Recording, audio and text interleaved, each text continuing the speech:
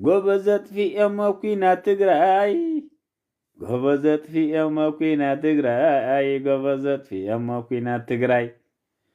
ጎበዘት ፊኤሞ ኩናት ትግራይ መንእሰይ የጥፊኤሞ አዊዓ መንእሰይ የጥፊኤሞ ኣብ ሳዋ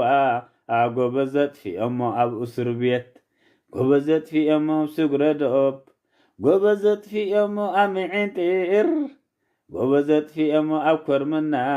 ጎበዘት ፊኤሞ ኣብ ሓሽፈራይ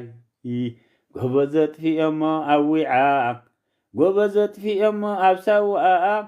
ጎበዘት ፊኤሞ ኣብ ሓሽፈራይ ጎበዘት ፊኤሞ ኣብ ኮርምናዕ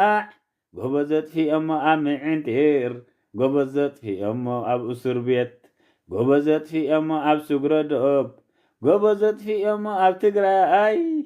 ጎበዘት ፊኤሞ ኩናት ትግራይ ጎበዘት ፊኤሞ